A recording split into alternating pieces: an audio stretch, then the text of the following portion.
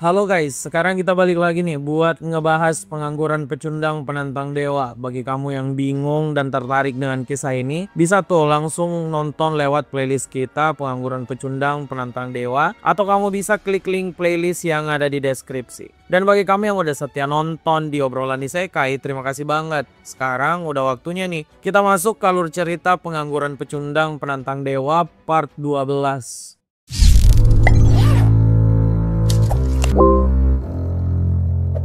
Di video sebelumnya, Han Sung-yeon tuh sudah masuk ke trial lantai 11. Tantangan di lantai ini menjadi yang paling sulit yang pernah dia hadapi. Tantangannya tuh terbagi atas 7 tantangan, di mana Han Sung-yeon sudah menyelesaikan 6 tantangan, bahkan sudah bertemu dengan God of Verification. Sekarang Han Sung-yeon ada di trial terakhir lantai 11 yang bernama Verification of Mind. Dalam sejarahnya, nggak ada satu orang pun tuh yang pernah menyelesaikan Verification of Mind tersebut. Bahkan Han Sung-yeon sendiri pun itu udah mulai gila dengan tantangan tersebut karena dia sedikit demi sedikit itu ditelan oleh kepribadiannya yang lain. Kepribadian yang lebih sadis dan bengis dari Han Sung-yeon. Apa yang akan dilakukan Han Sung-yeon sekarang di saat sudah 50% dari kesadarannya diambil alih oleh Han Sung-yeon yang kedua? Kekejian yang dilakukan Han Sung-yeon kedua tuh tentu saja terus berlanjut. Setelah dia mengalahkan berbagai macam dimensi, sekarang dia melakukan hal nggak terduga, yaitu menyerang dimensi asalnya, yaitu bumi. Han Sung-yeon kedua ini emang punya kekuatan yang nggak main-main. Dia tuh sudah meratakan sebagian besar Hunter Rank S termasuk kawan-kawannya sendiri.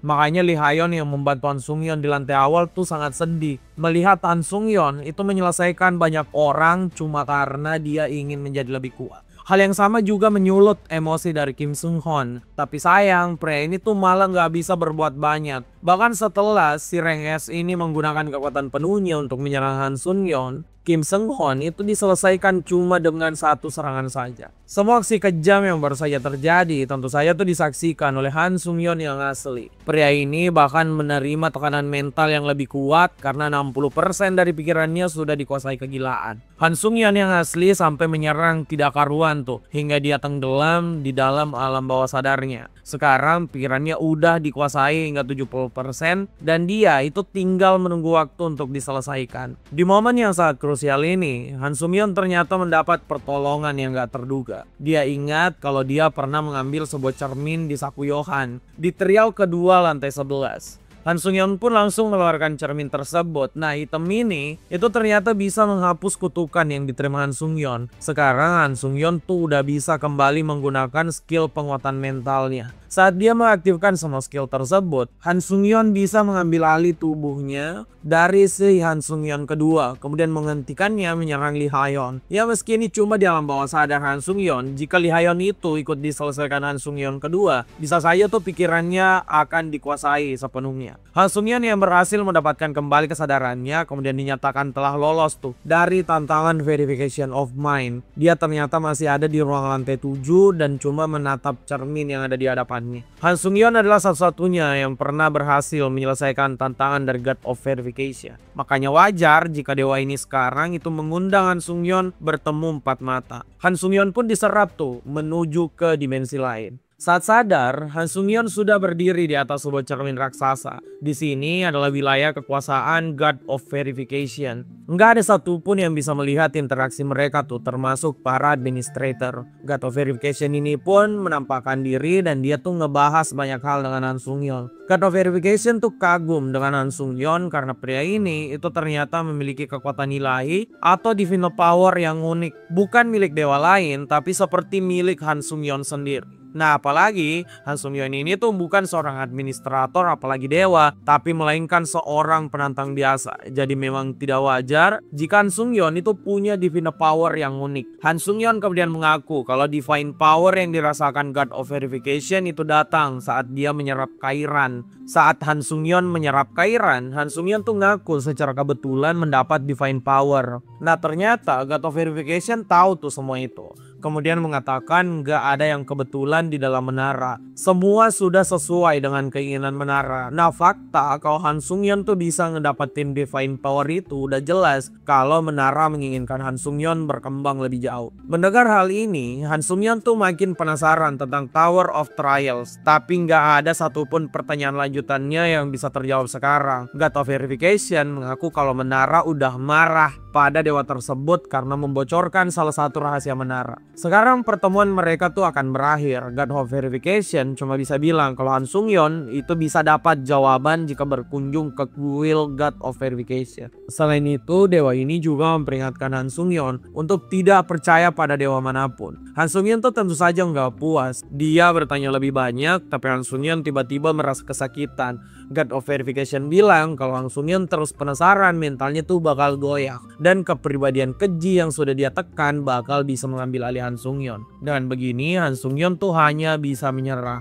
Setelah semua hal yang terjadi di dalam pertemuannya dengan God of Verification, Han Sung-yeon tuh sudah kembali ke ruang tunggu dari menara. Dia masih diselimuti berbagai pertanyaan. Tapi yang jelas, God of Verification bilang kalau menara sengaja memberi Han Sung-yeon divine power agar Han Sung-yeon bisa lebih kuat. Hal ini tuh memang memusingkan karena Han Sung-yeon itu nggak tahu tujuan asli dari menara. Apalagi sekarang ada hal gawat lainnya. God of Verification ini jelas bilang kalau Han Sung-yeon tidak boleh percaya pada dewa manapun, karena sekarang dirinya itu adalah musuh para dewa. Setelah beberapa saat, Han Sung-yeon itu melihat pemberitahuan kalau para administrator yang mengingat kontrak dengannya senang melihat Han Sung-yeon kembali. Hal ini harusnya tuh ngebuat Han Sung-yeon bahagia karena ada orang yang khawatir, tapi dia malah marah. Han Sung-yeon ingat perkataan God of Verification kalau para administrator dari menara itu adalah divinity copy yang direstui oleh menara. Hal ini tuh sangat menyebalkan karena Han Sung-yeon gak tahu sekarang apakah dia harus percaya pada para admin yang memberinya kekuatan atau harus mengabaikan mereka. Untuk mendapat jawaban atas semua pertanyaan yang muncul, Han Sung-yeon tuh tanpa basa-basi mengunjungi wilayah Iron Blooded Monarch. Administrator ini kemudian berlari menyambut Han Sung-yeon. Dia sangat senang tuh muridnya selamat, tapi Iron Blooded Monarch itu nggak nyangka Han Sung-yeon bakal langsung menyerangnya. Han Sung-yeon marah dan menuduh kalau Iron Blooded Monarch itu bekerja sama dengan menara untuk memanfaatkan Han Sung-yeon. Pertarungan keduanya kemudian gak terhindarkan. Han Sung-yeon tuh marah banget dan terus menyerang Iron Blooded Monarch. Iron Blooded Monarch menyuruh Han Sung-yeon untuk sadar, tapi Han Sung-yeon malah makin marah karena dia merasa tengah sadar. Iron Blooded Monarch sadar tuh kalau Han Sung-yeon sekarang dikendalikan oleh kepribadiannya yang kejam. Iron Blooded Monarch sebenarnya ingin menyadarkan Han Sung-yeon hanya dengan omongan. Tapi Han Sung-yeon tuh malah makin parah. Dia menyerang rumah dari Iron Blooded Monarch. Saat rumahnya terbelah, kesabaran Iron Blooded Monarch itu udah habis. Dia menyerang Han Sung-yeon dengan seni berpedang miliknya. Ada puluhan pedang yang terbang mengunci Han Sung-yeon. Saat Han Sung-yeon sadar, Iron Blooded Monarch itu sudah berada di dekatnya untuk menghajar pria tersebut. Han Sung-yeon itu memang bukan tandingan wanita yang pernah menyentuh lantai 40 dari Tower of Trials.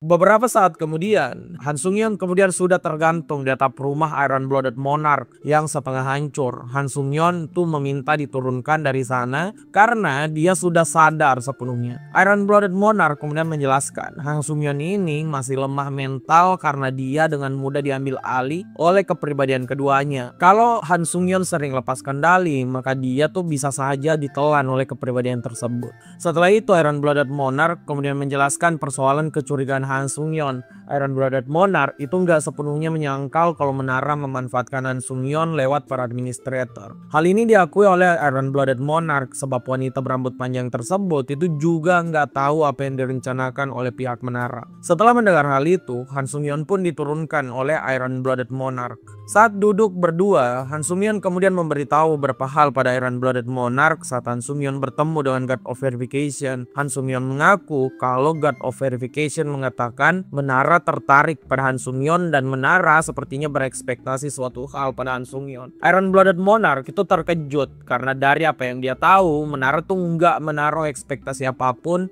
pada para penantang. Jadi Han Sung-yeon ini bisa saja cuma halu doang. Nah, pembicaraan berlanjut tuh ngebahas hal lain yaitu Divinity Copy, di mana para administrator itu diciptakan menara lewat Divinity Copy. Hal ini ternyata tuh nggak bisa dijawab oleh Iron Blooded Monarch sekarang. Untuk tahu hal tersebut, Han Sungyeon harus terus mendaki menara terlebih dulu. Perbincangan ini akhirnya sampai di pertanyaan terakhir Han Sungyeon. Dia tuh bertanya soal keinginan terpendam administrator dan kenapa Iron Blooded Monarch itu nggak memberitahu Han Sungyeon tentang hal tersebut. Iron Blooded Monarch ini mengaku kalau dia nggak siap kehilangan Han Sungyeon. Dia merasa jika Han Sungyeon tahu tentang trial keinginan terdalam administrator, Han Sungyeon bakal langsung terjun mengambil trial berbahaya tersebut. Nah, Han Sungyeon kemudian menampik pikiran Iron Blooded Monarch. Han Sungyeon mengaku kalau dia nggak akan melakukan hal seberani itu karena Han Sungyeon tahu dirinya adalah pecundang tanpa bakat. Harus ditahu dulu nih konteks bakat yang dimaksud Han Sungyeon. Di dunia luar itu ada sebuah bakat yang dikenal sebagai Tree Gift. Hal ini adalah keterampilan skill, perkembangan stat, dan juga pencerahan lewat trait. Han Sungyeon itu mengaku kalau dia nggak memiliki salah satu dari ketiganya. Makanya sebelum Tower of Trials dia tuh cuma seorang pecundang yang cuma tahu persoalan kerja keras doang. Tapi dia tuh enggak memiliki bakat apa-apa. Mendengar hal ini, Iron Blooded Monarch bilang kalau Han Sungyeon salah dan Han Sungyeon tuh meremehkan dirinya sendiri. Iron Blooded Monarch kemudian menambahkan kalau Han Sungyeon ini bakal sadar seberapa kuat dia sebenarnya di lantai 12 nanti. Tantangan lantai 12 adalah Han Sungyeon harus melawan dirinya sendiri. Setelah pertemuan dengan Iron Blooded Monarch, Han Sungyeon tuh kemudian kembali ke ruang tunggu. Di sana dia memulai persiapan yang dia butuhkan. Han Sungyeon meminum semua potion yang dia dapatkan untuk meningkatkan skill mana manajemen. Setelah itu, Han Sungyeon kemudian memeriksa hadiahnya dari lantai 11. Han Sungyeon itu mendapatkan Old Mirror of Verification yang jadi hadiah dari God of Verification. Item ini itu bisa memberikan Han Sungyeon satu skill yang dihendaki oleh God of Verification sebanyak 1 kali. Han Sungyeon tanpa pikir panjang langsung menggunakan dan dia mendapatkan skill baru bernama Fighting Concentration Rank A+. Skill ini itu punya efek memperkuat konsentrasi Han Sungyeon hingga 20 kali lipat. Tapi kalau terlalu sering di spam, skill ini tuh bakal punya efek negatif yang belum diketahui. Selesai dengan ini semua, Han Sungyeon sudah siap tuh. Dia pun langsung menantang lantai ke-12 dari menara. Batas waktunya itu 48 jam. Han Sungyeon harus mengalahkan dirinya sendiri di lantai 12. Saat sampai di trial lantai 12, Han Sungyeon tuh berada di sebuah kuil yang ternyata milik God of Darkness. Dewa inilah yang membuat kopian Han Sungyeon. Han Sungyeon yang kemudian mengingat perkataan Iron Blooded Monarch di momen ini.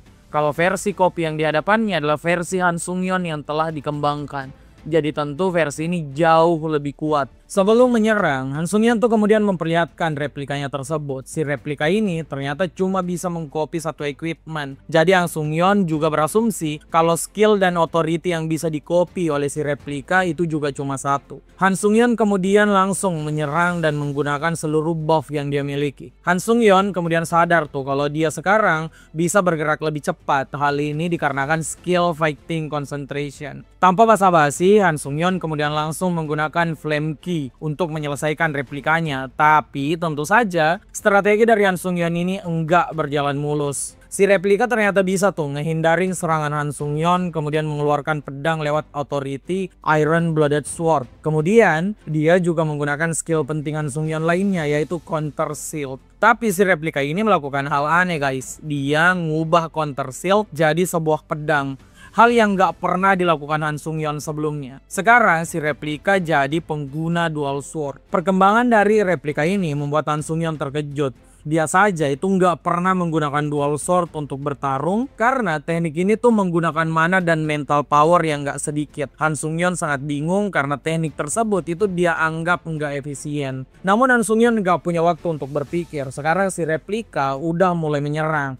Di tengah mereka bertukar serangan, Han Sungyeon sangat galau karena si replika ini harusnya jauh lebih lemah. Si replika cuma punya satu equip, satu skill, dan satu authority. Tapi di kenyataannya Han Sungyeon lah yang malah tertekan di sini. Han Sungyeon bahkan terkapar tuh saat terkena satu serangan. Nah, Han Sungyeon kemudian sadar kalau dia bisa ditekan oleh si replika karena teknik berpedang si replika ini mencontoh teknik berpedang dari Nam Gong Hyuk, teknik berpedang yang pernah meratakan Shinjuku. Keunggulan dari si replika ini berat banget buat diakui oleh Han Sungyeon. Han Sungyeon itu nggak percaya kalau level si replika itu setara dengannya sekarang karena si replika ini terlalu kuat. Han Sungyeon yang terus mengeluh kemudian mencoba menggunakan skill Fighting Concentration yang didapatkan dari God of Verification. Han Sung-yeon langsung menggandakan konsentrasinya sampai 10 kali lipat. Tapi itu tuh nggak guna. Han Sung-yeon masih terkena serangan dan dia masih jadi ayam sayur. Makanya Han Sung-yeon tuh meningkatkan intensitas pertarungan. Dia meningkatkan konsentrasinya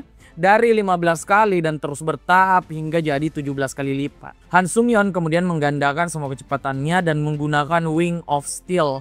Semua ini cuma untuk mendaratkan satu serangan pada si replika tadi. Tapi apa Han Sung-yeon berhasil? Ya ternyata enggak. Si replika ini itu punya nyali yang nggak masuk akal. Dengan skill dari jubah Han Sung-yeon, dia tuh mengendalikan darah, kemudian meledakkan lengannya sendiri buat kabur dari sana. Han Sung-yeon yang lengah kemudian sadar kalau si replika itu menunggu momen tersebut. Si replika ini ternyata telah siap dan sekarang melancarkan semua serangan yang telah diserap oleh counter shield. Han Sung-yeon yang melihat serangan ini udah di depan matanya itu tahu dia bakal berakhir sekarang. Namun ya tentu aja enggak. Han Sung-yeon itu meningkatkan konsentrasinya hingga 20 kali dan dia bisa menghindar. Tapi sekarang Han Sung-yeon malah terkena serangan mental efek dari peningkatan konsentrasinya. Han Sung-yeon ternyata udah dikendalikan tuh oleh kepribadian keduanya. Sekarang pertarungan baru pun dimulai. Han Sung-yeon itu memang diempaskan dengan mudah tapi dia masih bisa melawan dengan baik. Han Sung-yeon yang ini itu bisa memahami teknik bertarung yang lebih baik hingga bisa bertarung sepadan dengan si replika. Bahkan untuk pertama kali si replika ini tuh terluka dan menggunakan item untuk menyembuhkan diri. Iron-Blooded Monarch ternyata melihat dengan jelas tantangan ini. Dia itu nggak nyaman melihat Han Sung-yeon kembali dikendalikan oleh sifat kejamnya. Makanya Iron-Blooded Monarch itu ingin memberi pesan pada Han Sung-yeon. Namun hal itu langsung dihentikan oleh Menara dengan menghancurkan layar di depan Iron-Blooded Monarch. Iron-Blooded Monarch sekarang tuh tahu kalau Han Sung-yeon harus bertarung sendirian. Di tengah ketegangan yang terjadi, Han Sung-yeon tiba-tiba memukul dirinya sendiri. Apa yang terjadi? Yap, Han Sung-yeon yang asli ternyata ngamuk di alam bawah sadarnya. Dia tuh nggak terima kalau kesadaran keduanya yang mengambil alih. Nah, si kesadaran kedua ini bilang kalau Han Sung-yeon harusnya tetap tenang aja di sana dan duduk manis, kemudian nggak boleh lagi kembali ke tubuh asli. Sebab Han Sung-yeon yang asli itu lemah. Kesadaran kedua ini bilang Han Sung-yeon nggak bisa mencapai potensi tertingginya karena Han Sung-yeon selalu bergantung pada skill yang diberikan Menara. Han Sung-yeon yang mendengar hal ini tentu saja nggak terima. Dia tuh coba untuk menyerang si kesadaran kedua, tapi Han Sung-yeon malah dipenjara oleh kesadaran keduanya yang mau nikmatin pertarungan di lantai 12. Pertarungan di lantai 12 pun kemudian berlanjut, tapi ada hal aneh yang terjadi. Sebuah pemberitahuan kemudian muncul, Iron-Blooded Monarch itu ternyata mengirimkan item pada Han Sung-yeon. Item ini adalah Black Dragon Potion yang bisa membuat Han Sung-yeon kembali waras. Nah, Han Sung-yeon yang melihat hal ini itu kemudian melawan dari alam bawah sadarnya untuk bisa mengambil potion tersebut. Tapi saat ingin digunakan, si replika melepas tangan Han Sung-yeon. Di sini Han Sung-yeon tuh nggak nyerah. Dia mengendalikan tubuhnya selama 1 detik untuk melompat kemudian mengkonsumsi potion tersebut. Setelah mengkonsumsi Black Dragon Potion tadi, Han Sung-yeon langsung tuh menjernihkan mentalnya dan dia sudah mengambil alih tubuhnya kembali. Kesadaran keduanya kembali terkubur di alam bawah sadar Han Sung-yeon. Han Sung-yeon yang tadi menonton kesadaran keduanya bertarung itu kemudian merenungkan kalau dia memang terlalu bergantung pada skill yang diberikan oleh Menara. Nah, di sini dia tuh merasa kalau si kesadaran kedua tidak mengandalkan skill dari Menara, maka Han Sung-yeon juga bisa melakukan hal yang sama. Setelah meningkatkan konsentrasinya hingga 20 kali lipat dan berada di kondisi hidup dan mati, Han Sung-yeon sekarang mendapatkan pencerahan. Dia tuh melepaskan aktivasi skillnya satu persatu. Han Sung-yeon gak menyangka saat dia mengosongkan aktivasi skill, pergerakan si replika ini malah kelihatan melambat. Sedikit demi sedikit, Han Sung-yeon akhirnya tahu sensasi lepas dari ketergantungan menggunakan skill. Dia sekarang memiliki pandangan pertarungan yang lebih luas. Jadi Han Sung-yeon itu langsung saja menantang si replika buat ronde 2. Apa yang bakal dilakukan Han Sung-yeon sekarang dan peningkatan apa yang akan kita lihat? Kalau kamu penasaran, nantikan aja tuh di video berikutnya. Terima kasih buat yang udah nonton sampai akhir dan jangan lupa komen, share, dan subscribe obrolan Isekai.